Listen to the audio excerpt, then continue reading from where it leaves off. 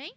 E eu queria chamar nossa doutora de hoje, nossa futura doutora, Larissa. Queria que vocês recebessem ela com uma salva de palmas. Uhul!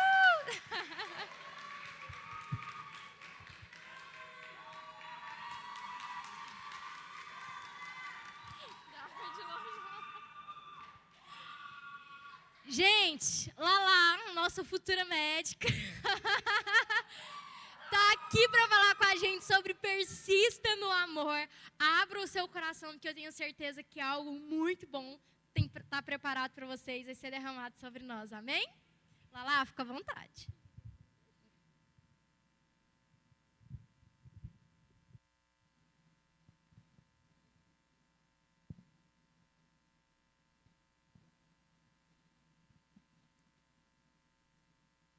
Oi, gente, boa noite. Eu tô um pouco com vergonha, então vocês vão relevando que é a primeira vez que eu subo aqui. Dá um nervoso falar aqui, né? Mas então, como vocês observaram, o tema da palavra de hoje é persista no amor. Então, tá toda essa decoração, né? Com coração. Eu queria uma decoração, assim, bem romântica. A Débora não deixou. Eu queria uma decoração assim com corações vermelhos, pétalas de rosas, né? Mas a Débora não deixou. Então ficou lindíssimo assim, mesmo assim. E eu fiquei surpresa quando o Jefferson pediu, né, para eu dar a palavra. Mas eu também fiquei feliz porque eu amo falar sobre amor. Eu sou uma pessoa que ama romance, eu amo de coração. O João sofre que ele tem que assistir meus filmes comigo. Eu amo, tipo assim, Amor para Recordar, Orgulho e Preconceito. Gente, eu sou muito menininha mesmo, sabe? Essas que ficam chorando por filme, bem eu mesmo. E o que acontece sempre no final de todo romance? Todo final de romance, aquele romance perfeito, o que acontece? Casamento, né? Então eles casam e viveram felizes para sempre. E aí no casamento, o que a gente lembra quando a gente fala de casamento, né? A parte que eu mais gosto do casamento são dos votos, da parte dos votos. Eu moro do lado de uma chácara de eventos, então tem vários casamentos lá e eu fico escutando tudo. E já aconteceu de eu chorar com voto de gente que eu não conheço. Então tá lá tendo voto, eu escuto e já aconteceu de eu chorar, porque é uma parte que eu acho muito bonitinha. Porque é uma parte que a pessoa declara todo o seu amor pela outra, né? E eu particularmente gosto. E hoje eu vou ler com vocês os votos mais famosos do mundo. Acredito que é do mundo, que é 1 Coríntios 13. Acredito que todo mundo já ouviu, vou ler aqui. Não sei se os meninos vão colocar 1 Coríntios 13. Então fala, começa, né? Ainda que eu falasse a língua dos homens e dos anjos, se não tivesse amor, serei como o sino que ressoa ou como o prato que retine. Ainda que eu tenha o dom da profecia e saiba todos os mistérios e todo o conhecimento, e ainda que eu tenha uma fé capaz de mover montanhas, mas se não tiver amor, nada serei. Ainda que eu dê aos pobres tudo o que possuo e entregue o meu corpo para ser queimado, mas se não tiver amor, nada disso valerá.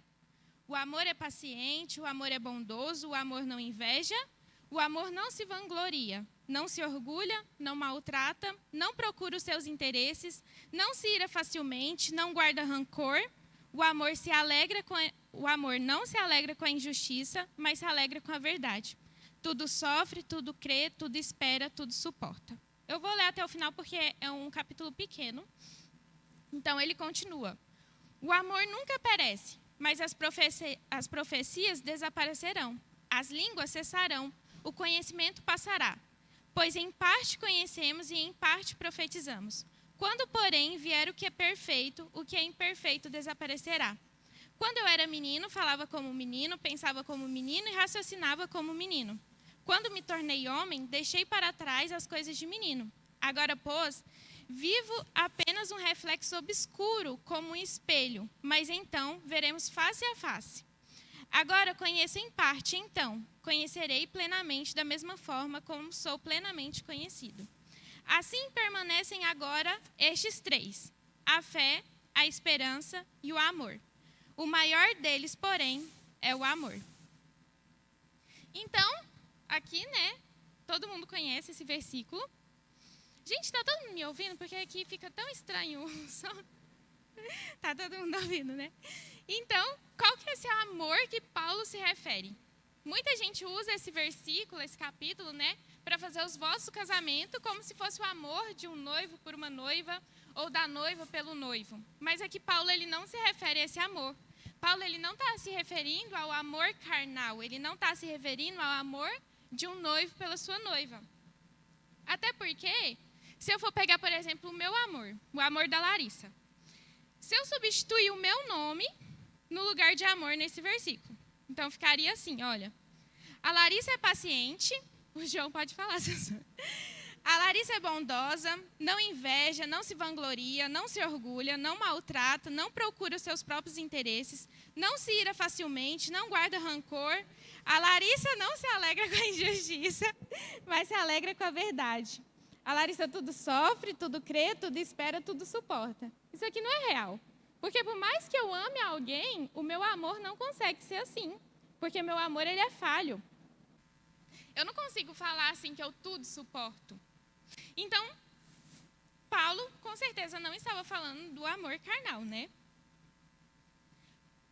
Olha só, quando a gente fala do nosso amor, então, quando eu falo do meu amor, o nosso amor é um amor por quê? Então, porque a Débora é legal comigo, eu amo ela. Porque o João me amou, eu amo ele. Porque você fez tal coisa, eu te amo, né? A gente tem costume de falar, tipo, alguém faz uma coisa legal pra você, aí você pega e fala assim, nossa, por isso que eu te amo. Então, nosso amor, ele é um amor condicional, um amor por quê? Então, porque você fez tal coisa, então eu te amo. O amor que Paulo está se referindo aqui é um amor apesar de. Então, é um amor incondicional. É um amor que tudo suporta, até mesmo se a pessoa não amar. Então, por mais que eu possa até não amar Deus, mas o amor dele por mim continua, porque é um amor apesar de. Então, no grego, a gente tem 3 tipos de amor. Acho que isso é de conhecimento de todo mundo, né? Mas em português, a gente usa a palavra amor para se referir a todo tipo de amor. Então, às vezes, gera essa confusão. Mas em grego é bem distinto cada tipo de amor. Então, a gente tem o amor eros, o primeiro, né? O amor eros, que quem gosta de mitologia grega aí sabe que Eros era o deus do amor na mitologia grega. Então, ele era o deus, filho de Afrodite com Apolo, se eu não me engano. E ele tinha um arco e flecha, ele tinha uma flecha que se ele jogasse a flecha, por exemplo, na Annelise ia se apaixonar. Então, por isso que a gente às vezes se remete a essa figura do Cupido, né? O Cupido com a flechinha, sendo que, na verdade, Eros, ele não é o Cupido, porque Eros é grego, mas isso não vem ao caso. Então, o amor Eros é esse amor da paixão, né? Esse amor da atração física. É aquele amor do crush, né? Então, se a gente se apaixona por alguém na escola, na faculdade, é esse amor que está acontecendo, o amor Eros. Então, é aquele da atração física que quando você olha, você fala assim, meu Deus, mas depois de um tempo acaba acabando. E também o amor dos romances. Então, todos esses romances que tem, eles descrevem esse tipo de amor, que é o amor eros. O segundo tipo de amor é o filia. Algumas pessoas falam o amor filéu também, né? Então, ele é aquele amor leal, aquele amor puro. É o amor de um pai para um filho. Então, é aquele amor que ele também não quer muito em troca. Igual, nossos pais, eles nos amam antes mesmo da gente nascer. Às vezes, a gente está dentro da barriga, eles já amam a gente não fez nada por eles. Mas eles já amam a gente, né? Cadê a Cris? A Cris está com a Isabelinha. Tenho certeza que antes da Isabela nascer, a Cris já amava ela. Então, é um amor puro. E esse amor também acontece na amizade. Sabe aquela amizade sincera, aquela pessoa que é quase seu irmão? Então, também é esse tipo de amor, que é o filia ou filéu. E o terceiro tipo de amor é o amor ágape, que é o amor de Deus para com os seus filhos. Então, é o amor de Deus para com a gente, nós, seres humanos. E esse é o único amor sacrificial. É o único amor apesar de. Então, quando Paulo ele cita o amor em 1 Coríntios 13, ele está se referindo a esse amor ágape. Porque o que ele fala lá? O amor tudo sofre, tudo crê, tudo espera, tudo supera. Quem que superou a cruz pela gente? Foi Deus. Então, o único amor que tudo supera, o único amor que é apesar de, é o amor ágape, que é o amor de Deus para com a gente. Então, o amor apesar de é aquele assim, ó. Apesar de você falhar, eu continuo te amando. Apesar dos seus defeitos, eu continuo te amando. Apesar de você já ter me rejeitado alguma vez, eu continuo te amando. Isso parece um pouco forte, né? Mas é o amor que Deus tem pela gente. É o amor que, independente do meu sentimento em troca por Ele, o amor dele continua. Porque é um amor apesar de. E, gente, eu vou beber uma aguinha aqui.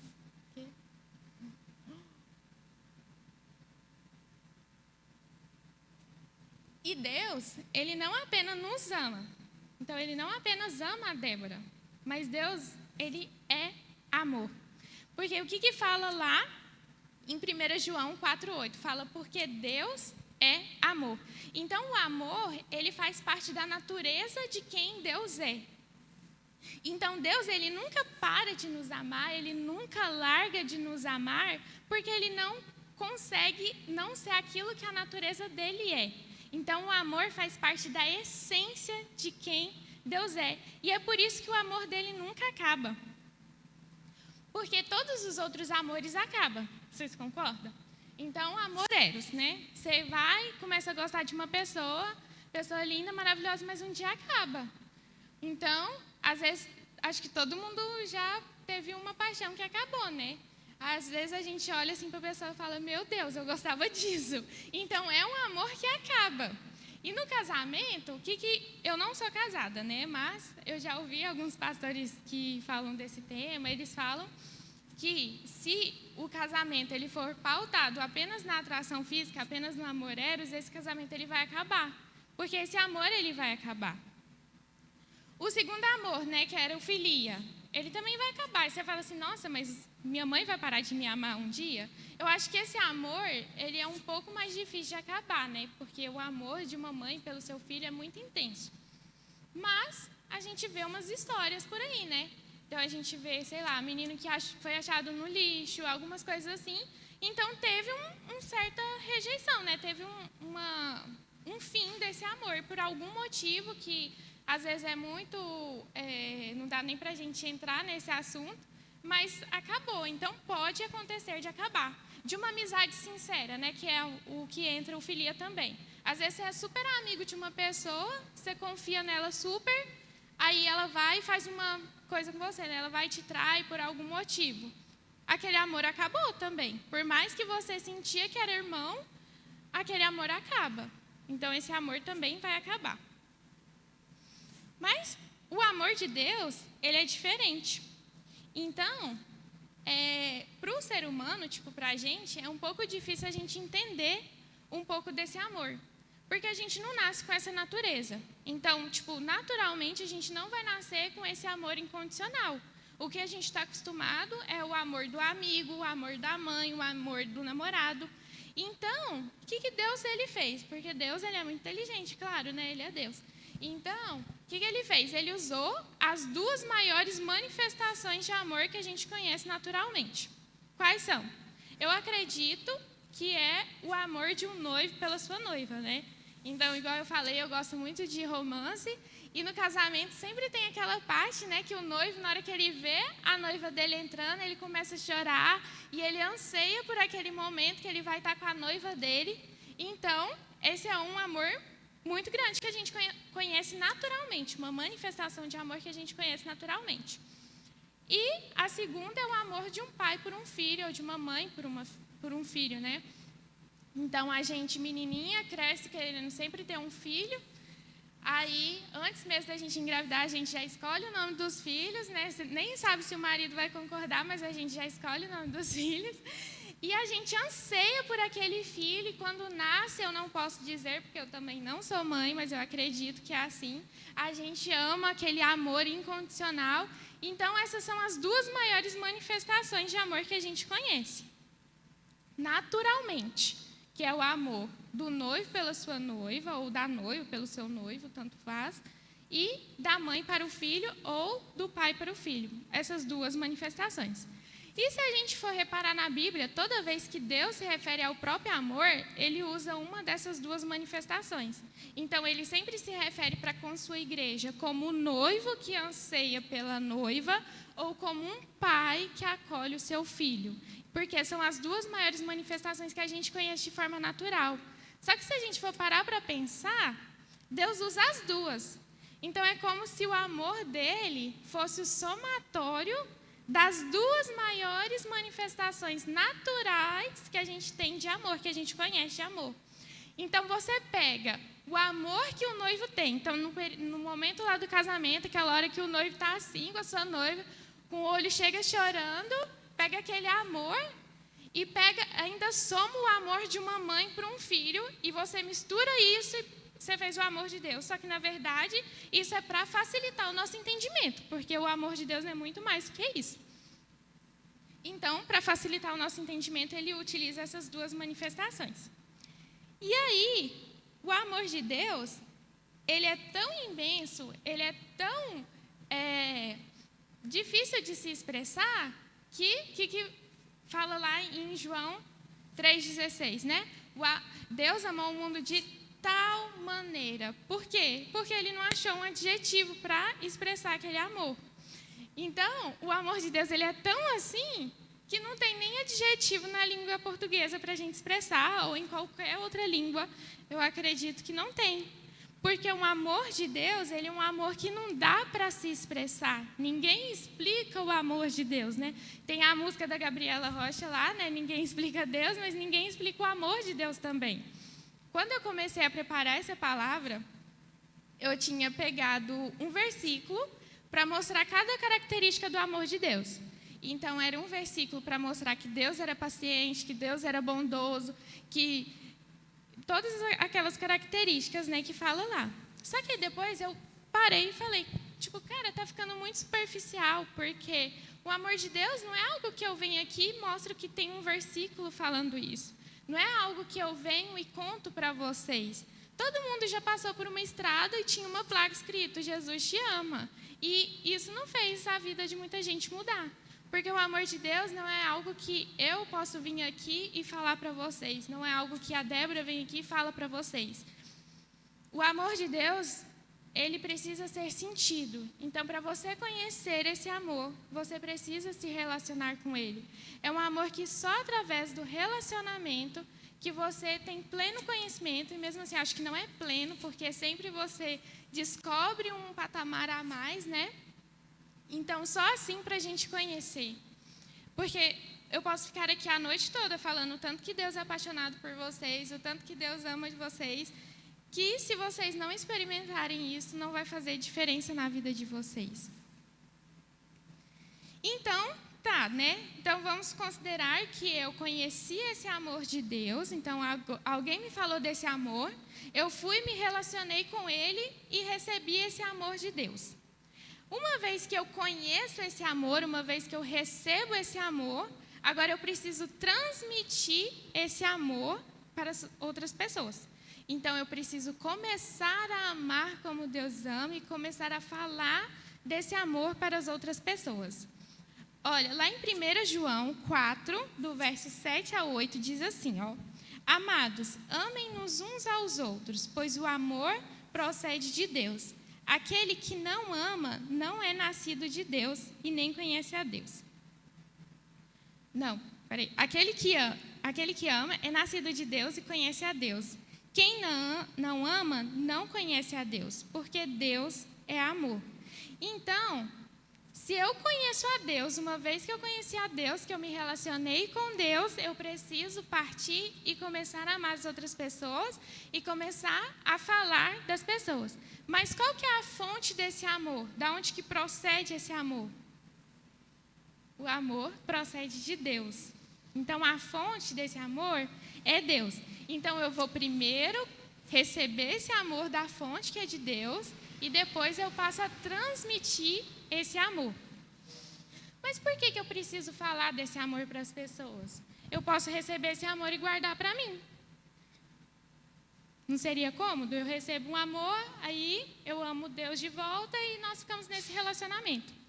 Mas acontece que tem muitas pessoas, inclusive nós mesmos às vezes, que se sentem não amado, que às vezes tem um sentimento de rejeição, que tem um sentimento de que a ausência dela naquele lugar não faz falta e não conhece esse amor. Então, a gente precisa transmitir esse amor para que pessoas entendam que elas são amadas de maneira incondicional. Porque seria muito cômodo para mim ficar com esse amor só para mim. Mas eu preciso transmitir isso para que outras pessoas experimentem esse amor e assim passem esse amor para outras pessoas e aí assim continua transmitindo o amor de Deus como se fosse um fluir, né, do amor de Deus. Quinta-feira na célula, a Maria Luísa estava falando sobre a história de Esther, né? Estava falando sobre persistir e ela citou a história de Esther. E algo muito interessante que eu vi, que falaram, né, que eu nunca tinha visto, foi que na história de Esther, para quem não sabe a história de Esther, ela era órfã, né? Os seus pais morreram quando ela ainda era pequena, tipo nenê. E o primo dela, Mordecai ou Mordequeu, não sei, depende da tradução, pegou ela para criar. E aí, ele cuidou dela, ela cresceu e ela acabou virando esposa do rei. E aí, um ponto que falaram, que eu achei interessante, foi que Esther, ela precisou do primo dela para falar para ela quem ela era. Então, a identidade dela, que ela era amada. Porque se ela tivesse só nascido, o primo dela não tivesse amado ela, não tivesse cuidado dela, criado ela, provavelmente ela não iria cumprir o propósito dela de depois virar a rainha que ia salvar a nação dos judeus. Então, foi necessário a vida de Mordequeu. Então, às vezes, eu e você somos o Mordequeu, não sei, gente, muito difícil esse nome.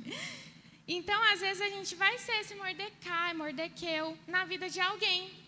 Porque, às vezes, a gente só recebe o amor como se fosse para nós, né? Tá falando do amor de Deus, mas a gente só está recebendo, mas a gente não está transmitindo isso. E tem muitas pessoas que, às vezes, estão deixando de cumprir o propósito delas, porque não tem ninguém para falar desse amor para elas. E porque elas não se sentem amadas suficiente para exercer aquilo que elas foram designadas, né? O propósito delas.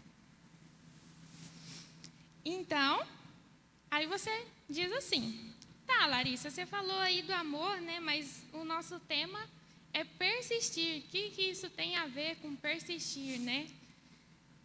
Aí a gente volta lá em 1 Coríntios, que diz o quê?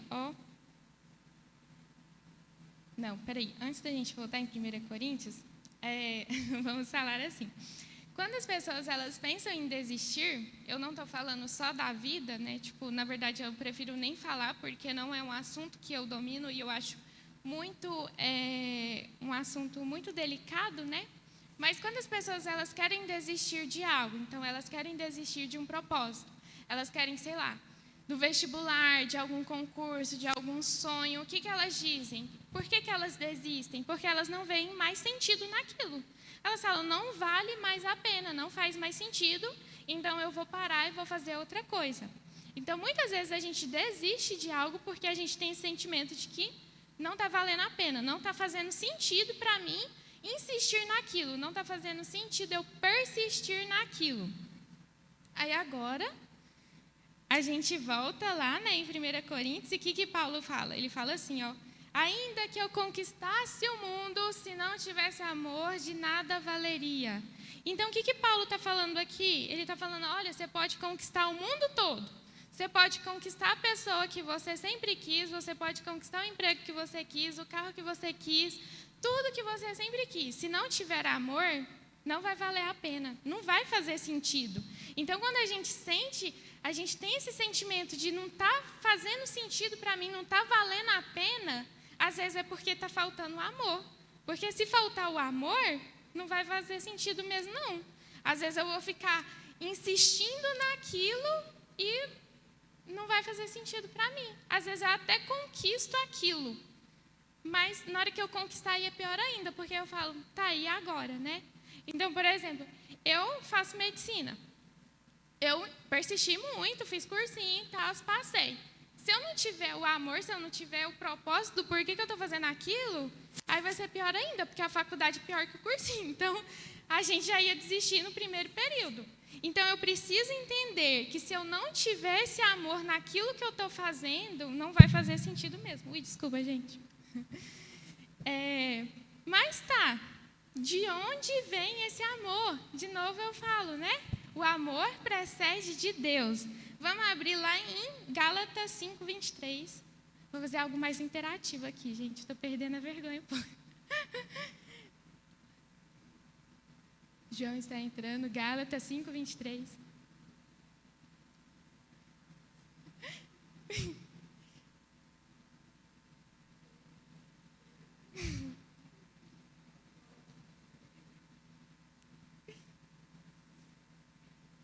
Tá difícil, viu?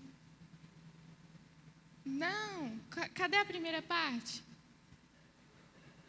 Começa com isso? Eu vou ler aqui, então.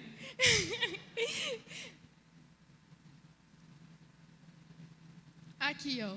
Aqui tá certo. É 22, então não era 23. Ó, mas o fruto do Espírito é... Nossa, que interessante, né? Amor está em primeiro lugar. De tantos frutos do Espírito, né? Tem tantas coisas, tipo alegria, paz, paciência, nananana. Qual que é a primeira? O amor. Então, o que a gente vê aqui? Em primeiro lugar, o amor, ele é um fruto. Para uma árvore ter o seu fruto, ela precisa de estar conectada à fonte. Ela precisa ter água na sua raiz. E o amor, ele é um fruto. Para eu ter o amor, para eu frutificar amor, eu preciso estar conectada à fonte. Que é o que eu falei, né? A fonte é Deus. Então, eu preciso estar conectado com Deus para eu ter esse amor. Aqui fala, né, que são os frutos do Espírito Santo, então eu preciso estar conectado com o Espírito Santo. Porque hoje em dia, quem nós temos conosco é o Espírito Santo. É por meio do Espírito Santo que a gente vai ter acesso ao Pai. E depois é que o amor é essencial. Tipo assim, de tudo que eu preciso ter o amor, porque senão minha vida não vai fazer sentido. Então, Deus, Ele te ama, Deus, Ele me ama, e não é pouco. Igual eu falei, né? Eu falando, eu não consigo demonstrar o tamanho do amor de Deus, mas Ele é um amor muito grande, é um amor que não tem adjetivos para isso. Deus, Ele anseia pela gente como um noivo anseia pela sua noiva. Então, eu quero que você imagine a pessoa que você mais ama no mundo. Seja sua mãe, seja seu pai, seja seu namorado, seja um amigo.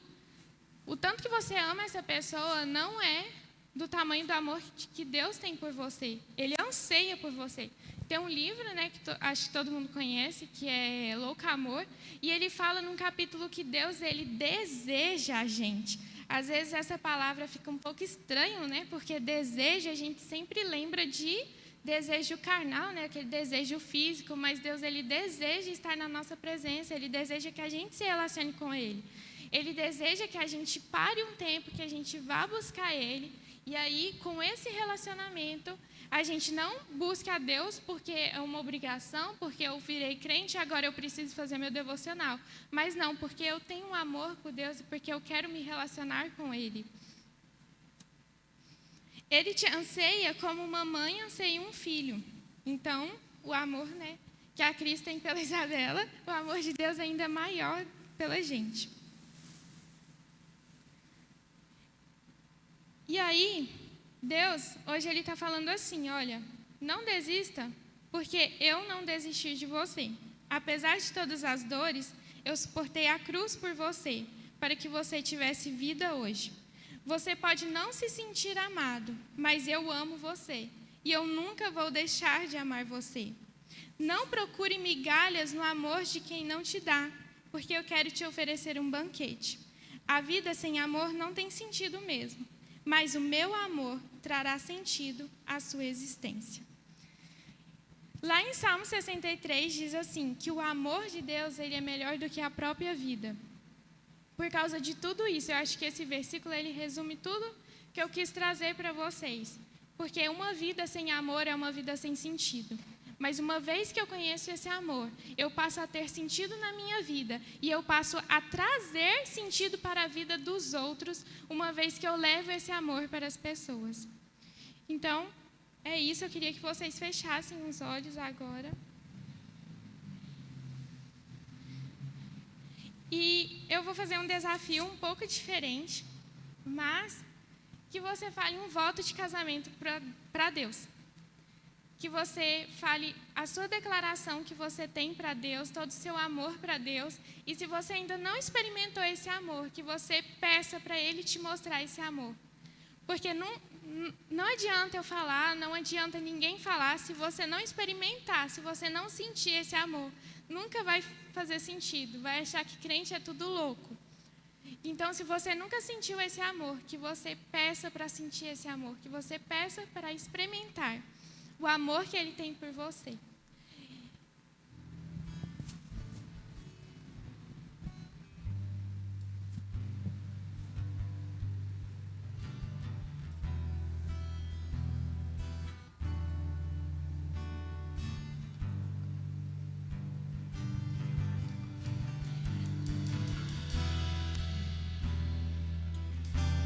Senhor, nós estamos aqui mais uma noite, Senhor, para mostrar que nós te amamos, Senhor. Nós te amamos. Senhor, como uma filha ama um pai, como uma noiva ama o seu noivo.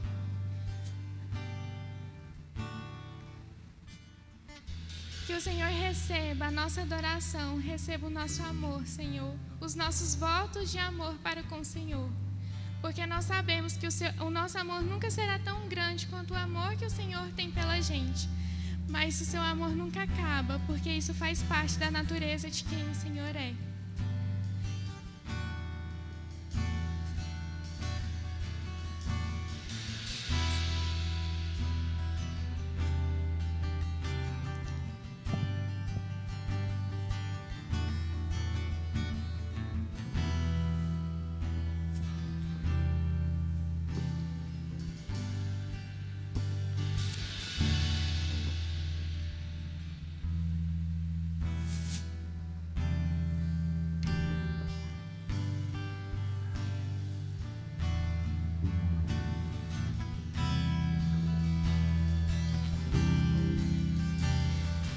Se tem pessoas aqui querendo desistir de alguma coisa, Senhor, de algum propósito que o Senhor designou para elas, Senhor, mostra o teu amor, mostra o teu propósito e faça fazer sentido, Senhor, a vida dessas pessoas. Senhor, que não deixe ninguém ficar sem sentir o seu amor, que ninguém pare de fazer, que ninguém se sinta preso, Senhor, para exercer o propósito que o Senhor deu, porque não se sente amado, porque não se sente digno, porque não acha que merece o seu amor. Mostre que o seu amor é incondicional e que não importa, Senhor, o nosso estilo de vida, não importa as nossas falhas, não importa tudo que nós já fizemos, Senhor, o seu amor supera tudo, porque o seu amor é um amor incondicional e porque isso é quem o Senhor é.